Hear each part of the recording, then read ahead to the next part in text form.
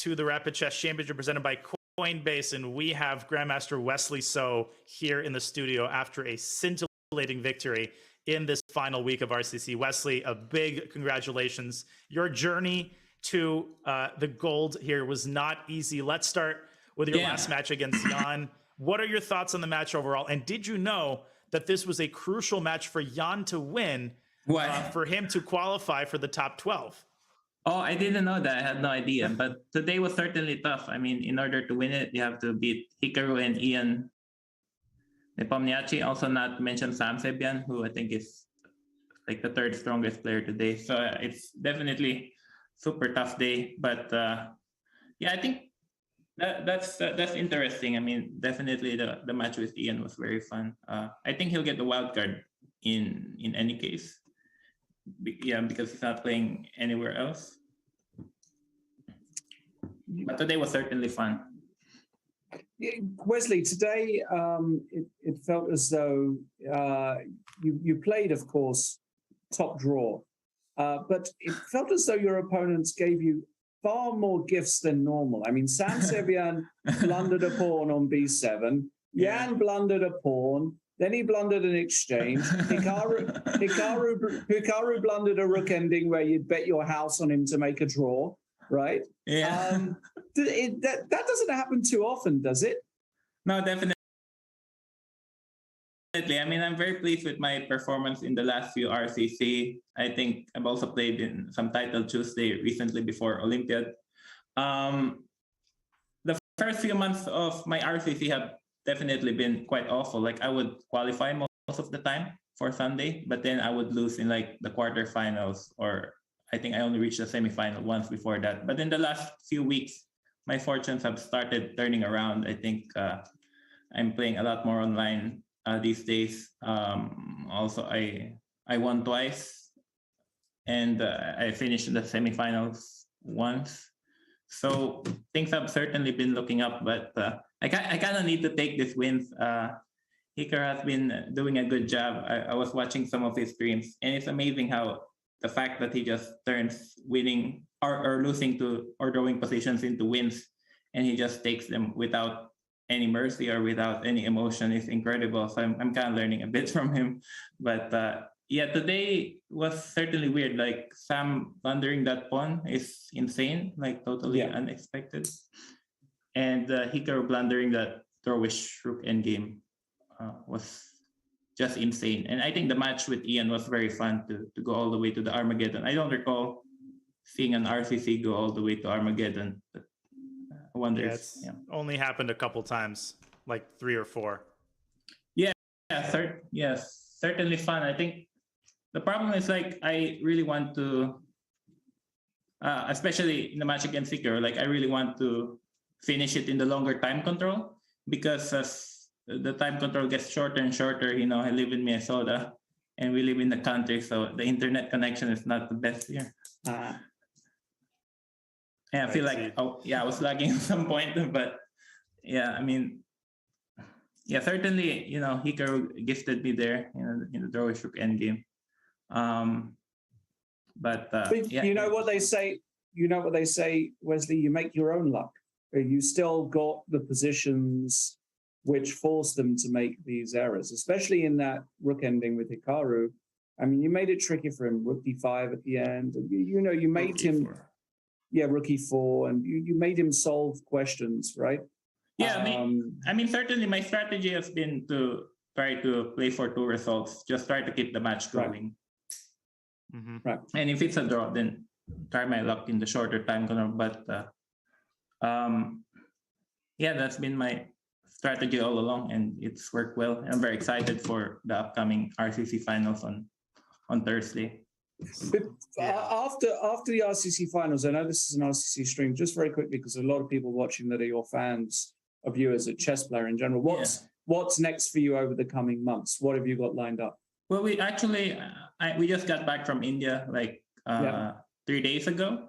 So it was a long journey, like a 35-hour journey.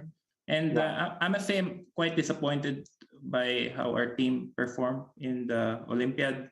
Like, it's just unreal.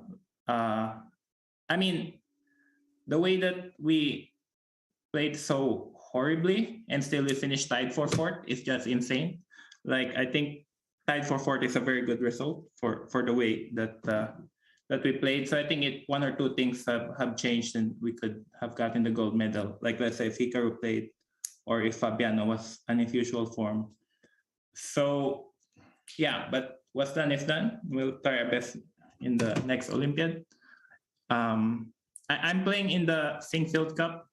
Like, I'm skipping St. Louis Rapid and Blitz in the Grand Chess Tour because I already played twice. But I'm playing in the Singfield Cup. But before that, I have the RCC. Then we have the Singfield Cup, which is a big change because it's going to be classical time control. And then we have the Chess 960 in St. Louis.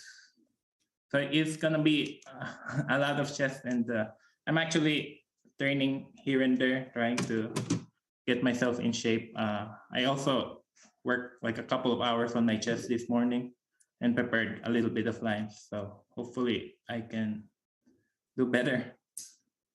Well, it certainly paid off. Wesley, this was so fun to watch. We wish you the absolute best of luck in the RCC finals next week. We'll let you take your well-deserved rest. Yeah, thank you guys. Thanks for your hard work. I know commentating is just as hard, if not harder, than playing. And and Danny, I was watching your stream earlier today, right? I needed to warm up to commentate. You know, the likes of you and Hikaru. I'm honored. Yeah, and also there's the Global Chess Championship, right? So I'm hoping to be able to qualify to play in Toronto. So that's gonna be fun. We will be watching you intently. Thank you, Wesley. Have a good one. Thanks, Congratulations. Wesley. Bye, guys. Thanks. Bye.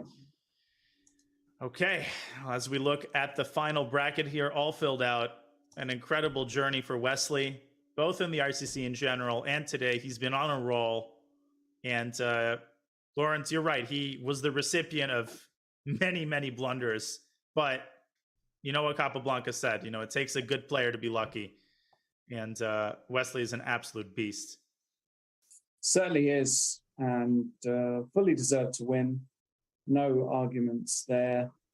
Has got a bunch of tournaments, RCC, Global, the GC, CGC as well. So it will be very nice to see Wesley, how he fares against some other top players in the world in the coming weeks. It certainly will. Before we wrap up, let's do our Coinbase rapid recap. There were so many games to choose from today, but the most pivotal game, a short one, but an incredibly eventful one, is Wesley So's Armageddon game against 𝙬𝙬𝙬𝙬𝙬𝙬𝙬. And Jan had the black pieces, which means he had 1 minute less, but draw odds. And he played his dependable Petrov, which has been his choice exclusively in the past couple of games. And Lawrence, the first surprise was after the theoretical moves had been made, a rare move by Wesley, Castle Short. And initially it backfired, right? It certainly did, yeah. I mean, this line, as you said, is rare. The pieces come out and, looked like things were going just fine for Jan. And a few moves later, C3, okay, fairly standard stuff, 96 and 92. But then when the dark square bishops come off the board, after bishop C5, suddenly you see that this expansion, this is, as one of my favorite authors, Mr. Jeremy Silman, explains the dark side of space. When you advance your pawns a bit too much, you leave space in behind. And if you haven't got bishops to protect it, you can get punished. And that's exactly what happened, because as we shortly saw in this position, after knight f3, queen b6, all of a sudden, the double threat exposing white's overexpansion made things very difficult. And here Wesley, well, queen d4 was the move, was it, Daniel? But Wesley didn't play it. I think he saw it, of course, but this endgame he figured is going to be very hard to win, and he needs to generate chances. And so he makes the very bold decision to sack the pawn on b2. And he finds an incredibly strong move here. Bishop d3, really the only way to keep winning chances alive. And this is where Jan really had a meltdown. I think knight e4 would have given him excellent chances to not lose the game. But instead, an impulsive decision by Jan looks good to set up the discovery, but the simple rook b1 sends him into a complete tailspin. Yeah, just completely missed rook b1. And now when the queen is forced to budge, you take on f5, and all of a sudden the table's been turned. The black king in complete disarray, stuck in the center, can't go kingside, can't go queenside. And here, well, Wesley, again, was not the most precise. This queen c1 move, very tough move to see. Tough move. But Wesley, he wasn't precise, but ultimately he never lost the advantage. Queen d4, rook h6 was a good find by Jan.